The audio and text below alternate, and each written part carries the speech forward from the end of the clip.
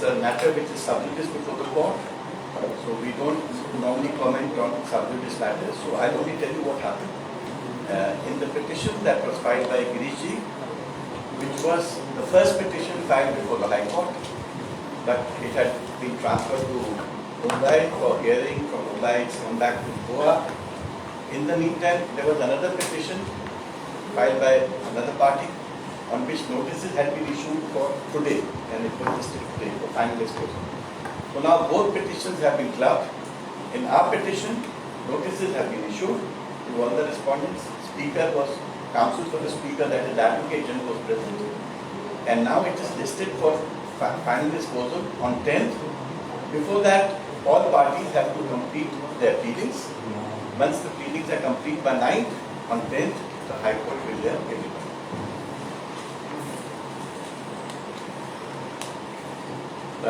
But beyond what we have said in the High Court, I would like to reiterate our commitment to democracy, our commitment to an ethical government. Personally, and my party believes, there should be no defection. And defection is a disease, it's a scourge which ruined and gave a bad name to our democracy. So we should do everything within our power as a political party to give clean and good administration, governance, and have a defector-free government.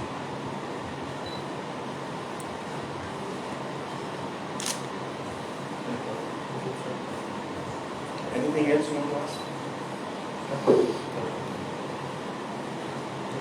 I can, since I'm in Goa since yesterday, I can talk of another issue which touched my heart.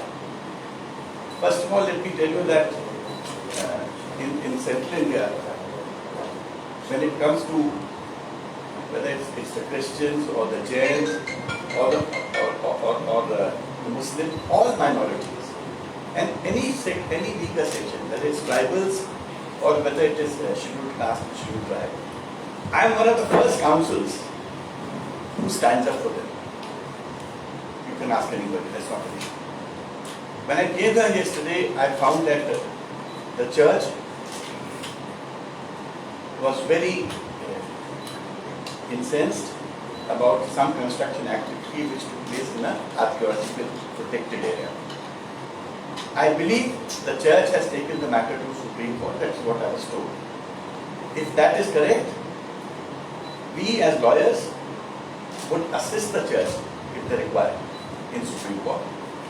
Apart from that, as a parliamentarian, which is my other cap that I wear, we will take up this issue in the parliament also, because to protect the archaeological wealth of Goa is absolutely necessary.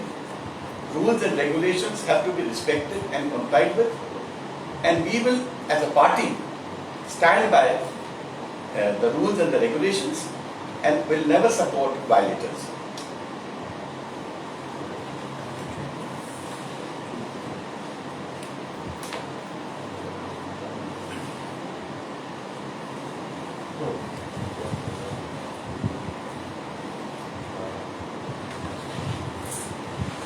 Anything else you want to ask? How do you see the Madhavi River? Sorry? Madhavi River, they diverted to the Karnataka. I have no issue, I have no knowledge about that. So nobody's ever told me anything on that subject, so I would be able to comment. Anything which I'm not an insider, I'm an outsider. Sir कितना seriously ये बारिश का पोल देख रहे हैं कांग्रेस का, क्योंकि alliance का तो अभी तक फाइनल नहीं हुआ बोल रहा है. देखिए, Congress is a national party. Congress ने अपने जीवन काल में बहुत से अप्स एंड डाउन देखे हैं, और अप्स एंड डाउन एक जीवन का पार्ट होता है. जब कभी डाउन होती है कोई चीज तो वो अप ऊपर भी जाती है. मेरे को पूरा कॉन्फिडेंस है Congress on its own will gain full majority in this election. Girish ji ने इंसिस्ट करके हम लोगों को बोला कि आपको आके हमारे लिए केसेस लड़ने पड़ेंगे. मैं इससे समझ गया था कि he is a very serious man about this in state, और वो चाहते हैं कि उनके के जो बड़े इश्यूज हैं उनको स्ट्रांगली रिप्रेजेंट किया जाए। मेरा तो कोई मैटर्स आज दूसरे कोर्ट में लगे थे, मेरे को तो आज जेपीसी में भी जाना था, मगर सब काम छोड़ के मैं आज आया इनके कहने से, चिदम्बरम साहब के कहने से, हाईकमान के कहने से। तो गिरीश जी जो कर रहे हैं इस स्टेट के लिए, कांग्रेस के लिए, आई थिंक बहुत अच्छा कर रहे हैं। हम लोग सब स्टेट कांग्रेस के साथ हैं, हम लोग स्टेट कांग्रेस की जो एफर्ट्स को स्ट्रेंथन करेंगे and we will ensure that Congress emerges as a strong party of ethics and value system in the state of Goa. Sir क्या लगता है कि कांग्रेस होप रखेगा सर बिफोर दिसंबर 10 तारीख को ये फाइनल आ सकते हैं सर? नहीं ऐसा नहीं। देखिए वो तो जुडिशियल प्रोसेस है, मैं उस पर नहीं बोलना चाहूँगा, क्योंकि वो तो वक्त से आपको पूरी समझ आ जाएगा कब होगा कब नहीं होगा।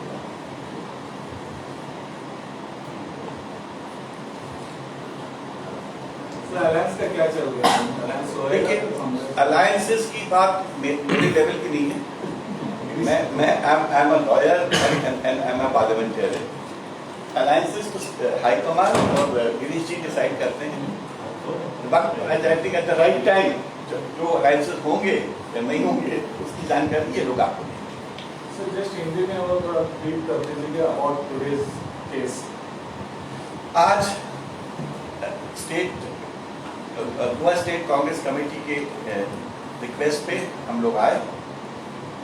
हमारी पिटिशन बहुत दिन से पेंडिंग थी, लंबित थी हिंदी में बोलेंगे तो, कोर्ट के सामने।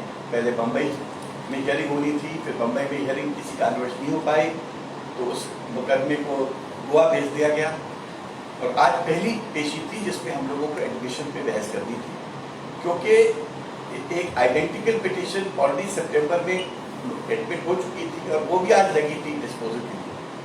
तो इन दोनों केसेस को टैग कर दिया गया है। रिप्लाई और रिजॉइंडर फाइल करने के लिए टाइमलाइन दे दिए गए हैं और 10 तारीख को दोनों पिटिशंस को हियरिंग के लिए रखा गया है।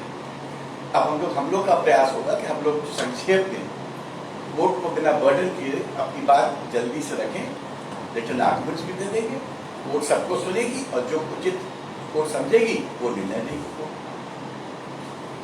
फाइनल हियरिंग एक प्रकार से उम्मीद है कि फाइनल हियरिंग होनी चाहिए, बट एज आई सेड 10 तारीख के जब ये स्टार्ट होगा उसके बाद समझेंगे। So how do you look at delay in hearings, delay in complete hearing? It was done some 2 years back. Still you are not getting a verdict on simple thing, non-criminal. मैं इस बात से पूरी तरह सहमत हुआ। I agree with you. हम parliament में हम इस इशू को रेस कर रहे हैं कि 10 शेड्यूल की कुछ टाइमलाइन होनी चाहिए। स्पीकर साहब महीनों सालों तक इन केसेस में निर्णय नहीं लेते हैं। They don't give decisions in these cases. हमने I have appeared in at least 5-6 cases from different states, including Telangana, Madhya Pradesh, जहाँ पर speakers were not taking decisions on these applications. तो एक जजमेंट फिर सुप्रीम कोर्ट का आया justice Rohinton नारीमान की bench का, जिसमें कहा गया था कि maximum period in which a speaker should decide such applications is 3 months। यही प्रश्न एक कॉन्स्टिट्यूशनल बेंच के सामने भी सुप्रीम कोर्ट ने रेफर किया हुआ है, पेंडिंग है। मेरे ओपिनियन में कोर्ट अपना काम तो करेगी और इसको एक्सपेडिशियस हियरिंग के लिए कोर्ट एक रास्ता निकालेगी, बट पार्लियामेंट को भी अमेंडमेंट लाना चाहिए कि स्पीकर्स का एक टाइमलाइन रखें।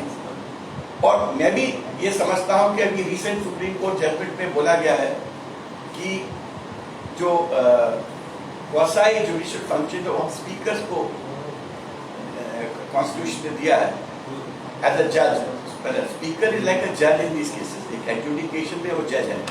तो स्पीकर के लिए उन्होंने बोला है कि अगर स्पीकर्स इंडिपेंडेंटली अपना काम नहीं कर पा रहे हैं क्योंकि वो कई दफे पार्टी की इंटरेस्ट से बन जाते हैं, तो समय आ गया है कि अब देश में अमेंडमेंट लाना चाहिए और ये पावर किसी इंडिपेंडेंट अथॉरिटी को देना चाहिए।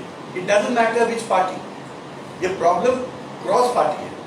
तो जब भी ऐसे इश्यूज आए, आई वुड प्रेफर एक क्वासी जुडिशियल अथॉरिटी को क्रिएट किया जाए, उनको एम्पावर किया जाए, टाइमलाइन दिया जाए, जिससे ये जो बीमारी है जो हमने गोवा में देखी और हम तमाम दूसरे स्टेट्स में देख रहे हैं, इस बीमारी का अंत हो, क्योंकि इस बीमारी के साथ प्रजातंत्र नहीं चल सकता। प्रजातंत्र को चलाना है तो आपको क्रेडिबल प्रजातंत्र चलाना पड़ेगा। अगर हम इस प्रकार से अगर हम हमारे इंस्टीट्यूशन कंडक्ट करेंगे तो बड़ा प्रजातंत्र के लिए बहुत ही मैं कहूँगा एक सैड डे है। So do you think judges have malified interest? जजेस Judges of high courts have malified interest never in resolving this? हमको तो कभी केसेस दे दी की आज तक, और आज तक हम लोग ने Because there is subsequent amount of delay in this type of petition. नहीं, delay is always at the hands of the speakers, not at the hands of the court. But petitions are filed before high court, right, sir? Before high वो court. तो जब speaker नहीं निर्णय लेते हैं तो हम हाई कोर्ट जाते हैं, सुप्रीम कोर्ट जाते हैं। जब स्पीकर निर्णय नहीं लेते हैं, नॉट तो ये इस पे original authority is not the court, the original authority is the office of the speaker. तो आज हमको कोर्ट क्यों जाना पड़ा कि ऑफिस ऑफ द स्पीकर ने एक ऑर्डर पास किया है जो हमारे विश्वास पे, जो हमारी सोच के अकॉर्डिंग एज पर शेड्यूल 10 नहीं है, इसलिए हमको कोर्ट जाना पड़ा। तो हमको जजेस से कोई इशू नहीं है, कोई कंप्लेंट नहीं है। Problem is at the hands of the speaker. Thank you sir. Sir कितना सपोर्ट होता है कि गोवा फॉरवर्ड भी है जो फाइल किया petition, sorry Goa forward party intervention किया है सर? नहीं, शायद उन्होंने इंटरवेंशन फाइल किया है। इंटरवेंशन का मतलब होता है कि जब आप सबको सुनेंगे तो हमको भी सुन लेना। और उन्होंने कहा कि हम डॉक्यूमेंट्स कुछ फाइल नहीं करना चाहते हैं, ये क्योंकि ये क्वेश्चन ऑफ लॉ है, ये लीगल प्रश्न है, इसलिए हम उस लीगल प्रश्न में अपना योगदान भी देना चाहते हैं। ये कांग्रेस को सपोर्ट मिलेगा ऐसा लग रहा है? कांग्रेस को किसी की सपोर्ट की जरूरत ऐसे अलग से नहीं है, तो कांग्रेस का केस अपने ओन लेग्स पे खड़ा है। हम तो कानून की बात कर रहे हैं, हम संविधान की बात कर रहे हैं, हम शेड्यूल 10 की बात कर रहे हैं, हम लॉ इन जनरल की बात कर रहे हैं। कोर्ट सबको सुनेगा, जो उचित होगा वो निर्णय कोर्ट देगा। लेकिन कोर्ट में तो गोवा फॉरवर्ड के लॉयर ने बोला है कि we are supporting the petition. वो उनकी है, वो उनके ऊपर है, वो जो चाहे करें, बट वो क्या करेंगे उससे हम गाइडेड नहीं। Thank you.